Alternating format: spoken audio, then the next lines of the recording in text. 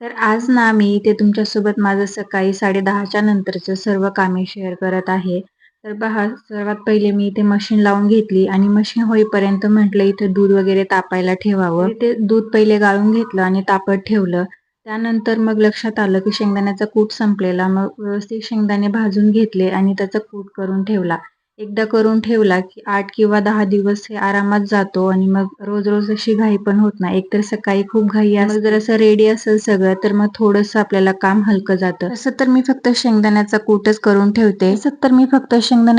बनवून ठेवते. बाकी मी भाजी वगैरे जसं लागेल तसं कट करून यूज करते. कोणी सगळं आपलं रेडीमेड करून ठेवतं आणि मग यूज करतं. अद्रक लसूणची पेस्ट वगैरे तसं. तर मी अद्रक लसूणची पेस्ट जसं लागेल तसं रोजचं रोज करते. कारण ते जास्त दिवस फ्रीजमध्ये ठेवलेलं चांगलं नाहीये. त्यामुळे नंतर जेवता लाफ्टर शेफ बघितलं. माझे सॅटर्डे संडेचे एपिसोड बाकी होते बघायचे आणि ते मला खूप आवडतं. मी सगळे एपिसोड बघते. त्यानंतर मग आराम केला आणि इव्हिनिंगचा टाइम होता. नंतर झाडांकडे बघितलं तर खूप सुकलेले होते. 2 दिवस पाणी नाही घातलं तरी आजकाल खूप झाडं सुकतात. आधी मी 1 दिवसाआड पाणी घालत होते. आता रोज घालावं लागतं आणि रोज घातलं की जास्त पाणीही लागत नाही. एका झाडाला 1 मग्गा टाकला की होऊन जातं. झाडांची थोडी काळजी घेतली का झाडं खूप छान येतात. आता हे तुम्हाला माझ्या मोगऱ्याच्या झाडाकडे बघून समजलंच असेल, त्याच्या कळ्या बघून. चला तर मग व्हिडिओ कसा वाटला हे कमेंटमध्ये नक्की सांगा आणि व्हिडिओ आवडत असतील तर चॅनलला सबस्क्राईब नक्की करा. बाय.